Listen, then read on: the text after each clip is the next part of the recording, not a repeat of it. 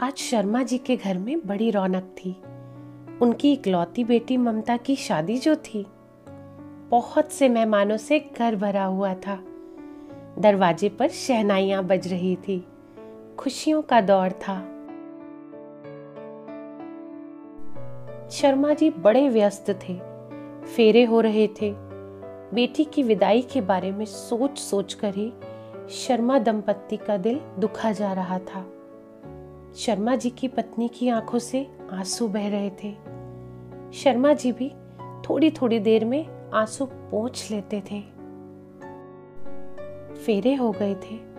सभी दावत में व्यस्त हो गए। शर्मा जी बात बात में अपनी पत्नी से उलझ जाते थे। दोनों में कभी भी एक बात पर एक मत हो ही नहीं पाता था। पार्टी में शर्मा जी हर किसी से बस यही कह रहे थे कि आज उनकी बिटिया के जीवन का सबसे अच्छा दिन है। वो एक राजकुमार जैसे इंसान से शादी कर रही है, जो उसे राजकुमारी की तरह ही रखेगा।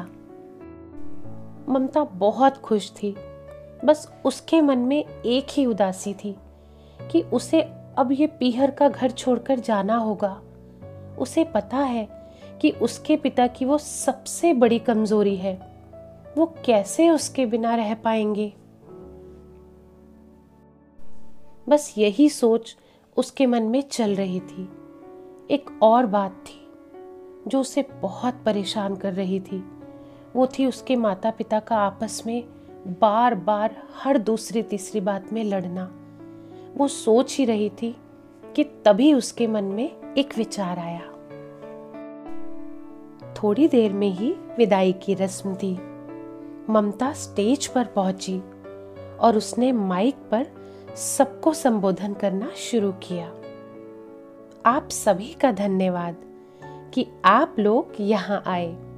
मेरे पिताजी और माताजी का आप सभी ध्यान रखना, क्योंकि मेरे जाने के बाद वो दोनों बिल्कुल अकेले ही हो जाएंगे। मैं एक बात कहना चाहती हूँ मेरे पिता से और सभी लड़कियों के पिताओं से कि आप हम लड़कियों को बड़े ही प्यार से पालते हैं और शादी करते समय यही चाहते हैं कि हमें पति के रूप में कोई ऐसा इंसान मिले जो हमें राजकुमारी की तरह रखे और एक ऐसी जिंदगी दे जो परी कथाओं जैसी हो। सब शांत हो गए थे। सभी ध्यान से ममता की बातें सुन रहे थे। ममता ने आगे कहा, आप सभी से मैं एक ही बात कहना चाहूंगी कि क्या आपने जिस लड़की से ब्याह किया है उसे आपने राजकुमारी की तरह रखा है?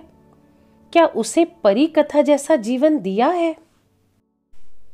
उसके साथ लड़ने झगड़ने में जीवन गुजारने के अलावा क्या आपने उन्हें वो सारी खुशियां दी हैं जिनकी कल्पना उनके पिता ने आपके साथ उनकी शादी करवाते वक्त की थी, या जैसे मेरे पिता इस वक्त मेरे लिए कर रहे हैं, या फिर दूसरे पिता अपनी बेटियों के लिए करेंगे?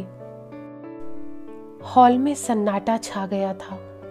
ममता की मां की आंखें मानो बारिश बरसा रही थी।